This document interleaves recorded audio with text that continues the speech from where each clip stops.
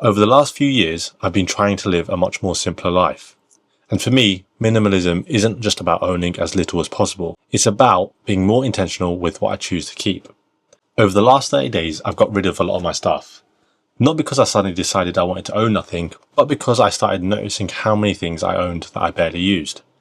Clothes were sitting in my wardrobe, old technology in drawers, and purchases that if I'm honest, didn't really add much to my everyday life. And it started to make me wonder, how much of this do I actually need? I want the things around me to have a reason.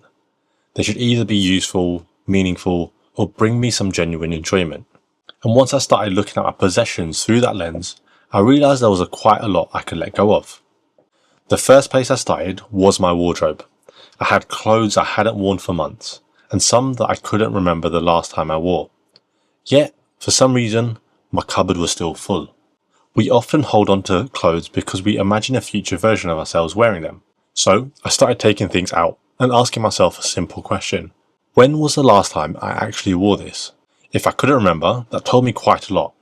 I kept the clothes that I genuinely wear and the things that fit my life as it is now. And surprisingly, having fewer clothes didn't make me feel like I had less. It made my mornings a lot more easier. There was less choice, less clutter, and less of that feeling that my wardrobe was full while still having enough. After the wardrobe, I moved on to technology. This was slightly harder because technology is very easy to justify keeping. You can always convince yourself that that old phone, that camera or tablet, or even that pair of headphones might come in useful one day. But when I actually looked at the things properly, I realised I was keeping quite a lot of technology for situations that didn't actually exist. So again, I asked myself, how often do I really use this? If the answer was almost never, I had to question why I was keeping it. Some things were sold, other things were given away, and there was something quite satisfying about it.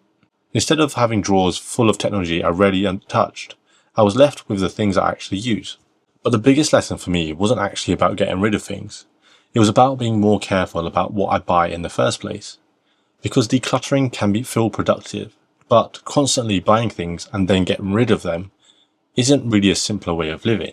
I've started thinking about purchases differently. Before I buy something, I try to ask myself, will this actually improve my everyday life? Because wanting something and needing something are very different.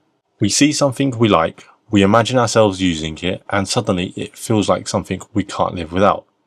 But sometimes that feeling disappears after a few days, possibly after that Amazon shopping. So I'm not actually saying we shouldn't buy things, but I want the things we bring into our lives to have some purpose behind them.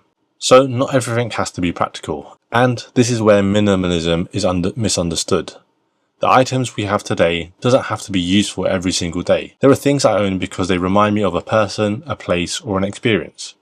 There are photographs, gifts, and things that might not have any practical purpose at all, but they mean something to me. And those things are worth keeping. Minimalism shouldn't mean removing everything that isn't practical. It's about recognizing that the difference between something that genuinely matters to you and something that you're keeping simply because you feel like you should. If something brings you joy or contributes positively to your life, then sure, there's nothing wrong with keeping it. And so what changed? Through this exercise, you'll find you don't necessarily want more things. You want more freedom to choose with less mental clutter, because everything you own takes up a little bit of our attention. It needs somewhere to go in our mind or the physical environment. It might need cleaning, maintaining, moving, and eventually replacing. And when you have enough things, you don't always notice that burden. When you start removing some of it, you realize how much easier things can feel. There is something satisfying about opening that cupboard, even today, and actually knowing what's inside. And that's what less is more is all about. It's not about having less for the sake of having less. It's about having fewer things competing for your attention, so you have more room for the things that actually matter. I'm not suggesting you go to your bedroom right now and throw everything away. Instead, choose one area of your life and look at it differently. It could be your wardrobe, a drawer full of old technology, or even things that you've bought recently, and then ask yourself these 3 questions. Do I actually use this? Does this add something meaningful to my life? Would I actually buy it again? If the answer is no, perhaps it's time to let it go. For me, I don't want my possessions to define my life. I want them to support it. Because living simply isn't about having less. It's about making more room for what matters.